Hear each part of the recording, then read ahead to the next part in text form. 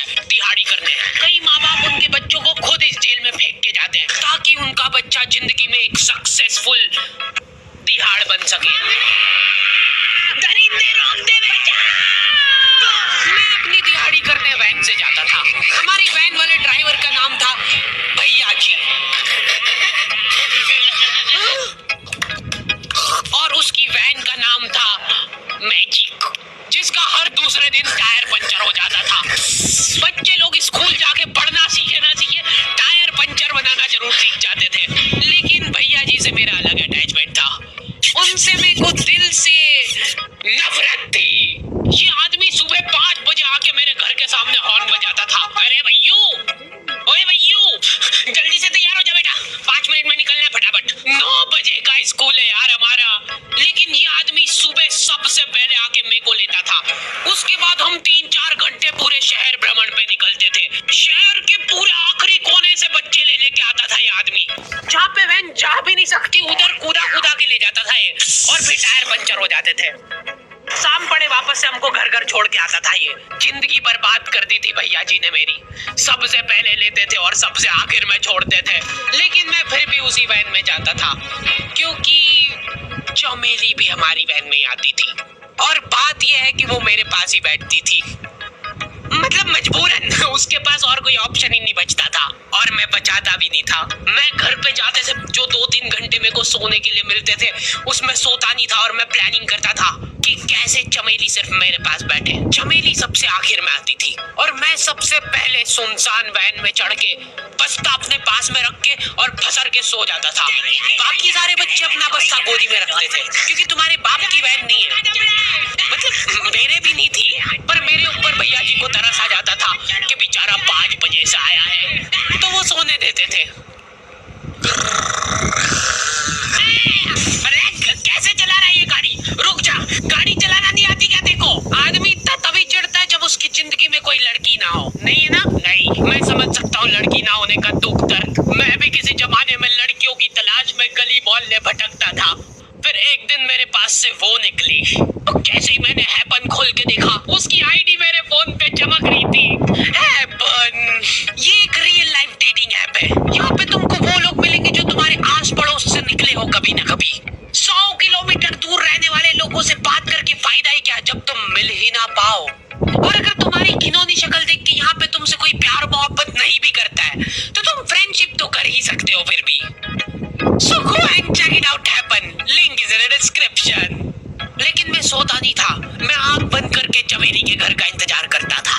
तो क्योंकि चमेली आखिरी में आती थी तो वैन पूरी पैक बुक हो रखी होती थी। बच्चे बाहर उबल रहे होते थे और मैं अपना बस्ता पास में रख के एक्टिंग देखो एक्टिंग। और जैसे ही वो आती थी, हड़बड़ाना नहीं, ऐसे टाइम पे हड़बड़ाते नहीं है कि फटाफट बैग उठाया और आओ इधर बैठो जल्दी। मत करना ये हरकत, भाग जाएगी वो। ठरक नहीं झलकना चाहिए जरासिक भी, एकदम सटल रखना है। क्या हुआ? और कहीं जगह नहीं है क्या? तेरे मुंह में कूद दूंगा मैं। अच्छा ठीक है, इधर ही बैठ जाओ। देख रहे हो एक्टिंग देखो तुम लौंडे की। ना जाने कौन सी नशीली खट्टी मीठी खुशबू लगा के आती थी चमेली। आज तक उसकी खुशबू है मेरी नाक में। मैं वो खुशबू का पूरा मजा ले ही रहा होता हूँ, इतने में एकदम भपका बास आती है जगह से। जैसे ही मैं बाहर झांकता हूँ, मरा हुआ कुत्ता पड़ा है वहाँ पे। एक काली कार सूख करके निकली और मेरे बच्चे को मार दिया। कैसे करके निकली? शूक। ऐसे नहीं निकली थी, मैं यहीं पे खड़ा था, वो कार आई थी और जैसे ही वो बच्चा नीचे आया तब वो खड़ा, वो बच्चा चिल्लाया और फिर कार करके भाग गई। उधर कुछ बच्चे ऑटो रिक्शा से भी आते थे स्कूल। ऐसा लगता था कि पूरे स्कूल के बच्चे ही से एक ऑटो रिक्शा में ठूस ठूस के ले जाता है वो। ऑटो वाले और भैया जी दोस्त थे और अब ये बीच सड़क पे रेसिंग लगवा रहे हैं। इनकी गाड़ियां उबला रही है बच्चों से, बच्चे भी नहीं मान रहे ये लोग। स्कूल जाके वो पीछे मुलट के देख रहा है तो एक बच्चा नहीं बचा उसके ऑटो रिक्शा में। हमारे भैया जी बेचारे पीछे से उनके गिरे हुए बच्चों को उठा उठा के ला रहे थे। ये सब हरकतें करके हम लोग जैसे तैसे कैद खाना पहुंच जाते हैं। सुबह 5 बजे से निकलने के बावजूद हम लोग लेट पहुंच रहे हैं वहाँ पे पहुंच के हमने देखा कि 4 लौंडे मरे हुए पड़े हैं जिनको डॉन ने मारा है। डॉन हमारे स्कूल की इंचार्ज थी। डॉन का कद छोटा था और पेट मोटा था और आश्चर्य की बात ये है कि समय के साथ उसकी हाइट कम हो रही थी, मतलब बड़े नहीं बड़े वो चलता है एक बार को, पर इसकी कम हो रही थी। डॉन बहुत स्ट्रगल करके कार से स्कूल आती थी खड़े होके, क्योंकि बैठ जाए तो उसको सामने की सड़क नहीं दिखती थी। वो अलग बात है, खड़े होके भी पूरा नहीं दिखता था। हर रोज कुत्ते कुचलते हुए आती थी वो। फिर मेरे को समझ आया कि रास्ते में जो कुत्ते दिखे थे वो डॉन इस कैद खाने में छत पे बैठी रहती थी स्नाइपर लेके। कोई भी कैदी कुछ गलत गतिविधि करता हुआ दिखता था तो वहीं पे, मैडम इनकी लाश का क्या करना है? अरे ये तो आपको पता ही है। कहाँ रह गए थे यार झमू दीदी, फटाफट ये खून वून साफ करो। झमू दीदी बुलेट से स्कूल आते थे और ये अफवाह फैली भी थी पूरे स्कूल में कि उनके घर पे मर्सिडीज भी है, लेकिन झमू दीदी हम्बल रहना पसंद करते हैं। ऐसा कहा जाता था कि ये स्कूल ऑन पेपर झमू दीदी के नाम पे ही है, पर वो हम्बल रहने के लिए यहाँ पे झाड़ू पोछा लगाती है। वैसे मैडम इन्होंने करा क्या था? गैर कानूनी पेन फाइट का सट्टा खेलते थे ये लोग क्लास में। उससे मेरे को प्रॉब्लम नहीं है, मेरे को क्यों नहीं? हाँ, हमारी क्लास में पेन फाइट का सट्टा चलता था। हमारे इधर जो लौंडा पेन फाइट में जीतता था, सामने वाले का पेन उसका हो जाता था। कुछ बच्चे अपना सब कुछ दांव पे लगा देते थे और कर्जे में डूब जाते थे। फिर भी वो लोग हार नहीं मानते थे और अपने दोस्त से पेन उधार लेके खेलते थे और वापस हार जाते थे। तो अब क्लास में कुछ बच्चों के पास पोटला भर के पेन पड़ा है और कुछ बच्चों के पास पेन ही नहीं है। पेन इस कैद खाने की करेंसी थी, जिसके पास जितने महंगे पेन वो उतना रईस। यहाँ पे ब्लैक में पेन इधर उधर होते थे। नॉर्मल लोगों के पास होते थे 5 रुपए वाले जीफी जेल, जो कि तुम एक पन्ने पे लिखोगे तो पीछे 10 पन्ने तक छप जाएगा। और उनसे भी कई बीते लोग होते थे जो 3 रुपए वाला यूज एंड थ्रो लेके आते थे और उससे भी उनकी अच्छी राइटिंग आ जाती थी। बहुत चिढ़ मचती थी यार मेरे को उनसे। और कुछ चुनिंदा रईस लोग होते थे जिनके पास होता था ट्राईमैक्स। हर बच्चे का सपना होता था कि उसके पास एक ट्राईमैक्स हो, साथ में आसपास 2-4 लड़कियां हो। जी मेरे को प्लीज मेरे को यहाँ पे ऑटोग्राफ दे दो। ये लो ट्राईमैक्स की ट्राईमैक्स क्या बात कर रही है? सही में एकदम रईस लोग ही अफोर्ड कर पाते थे ट्राईमैक्स। वो बाबड़े भी एक अक्षर लिख के रिफिल खोल के देखते थे। खाली हो रही है तो एक बार एक रईस बच्चे का ट्राईमैक्स चोरी हो गया। पूरे स्कूल में हाव मच गई थी, किसने चुराया?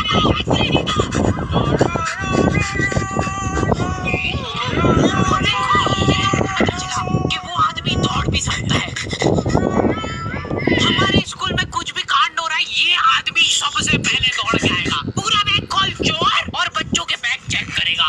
स्कूल वालों को भी इसकी सैलरी देते वक्त सबसे ज्यादा करती है। सैलरी की किस चीज की?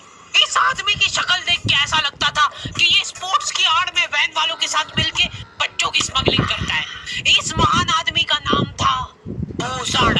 इसने अपनी जांग पे टैटू करा रखा था, भू अलग जांग पे, सड़ अलग जांग पे। सर कल से खो खो खेलने के लिए कितनी बजे आना है? वो तो बैग चेक करा पहले तू। इन्होंने पूरे कैद खाने के कैदियों को लाइन से खड़ा कर दिया है। पेन हमारी क्लास के बच्चे का गुमा है और पूरे स्कूल में ढूंढ रहे हैं लोग। आखिरी में पता चलता है कि वो बच्चा घर पे भूल के आ गया था उसका पेन। सॉरी बेटा, एक पेड़ पे मुंह देगा।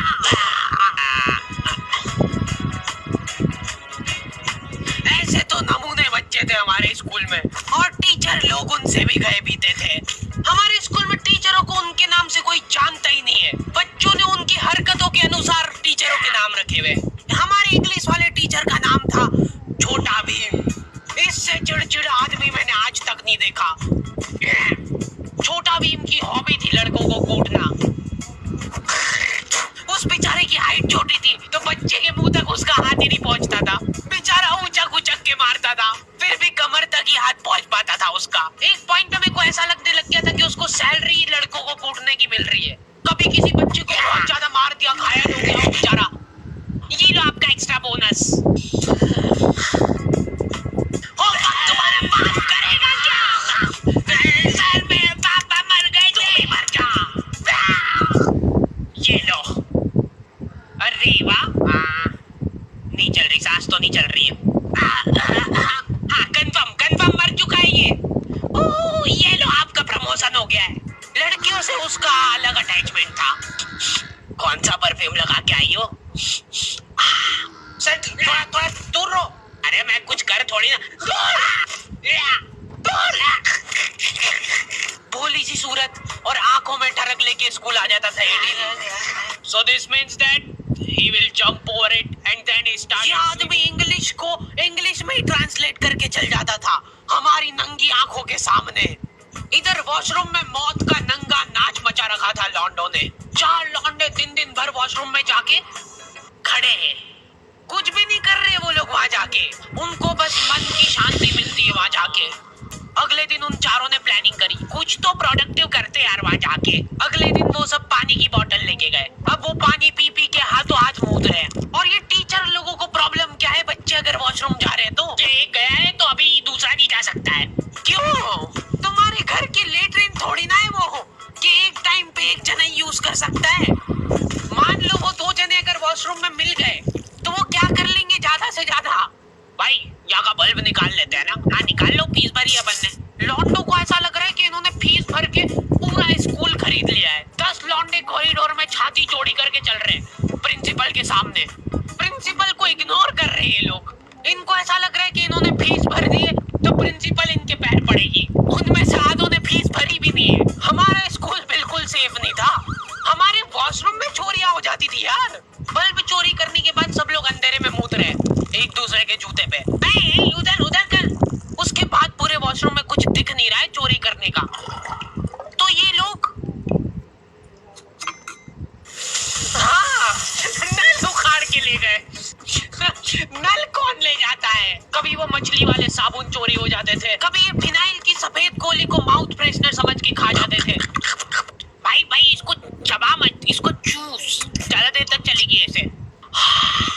ठंडक हो रही भाई, ठंडक।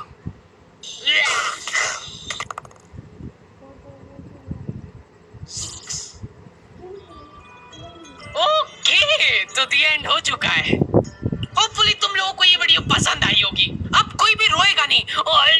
किधर गया? वो मर चुका है। लो भाई तुमको जो चाहिए था ले आया हूँ मैं। अपने दोस्तों को ब्लैकमेल करो उनकी गंदी फोटोज दिखा के कि उनको ये वीडियो मजबूरन देखना पड़े। बाकी अगर तुमको इसका सेकंड पार्ट चाहिए तो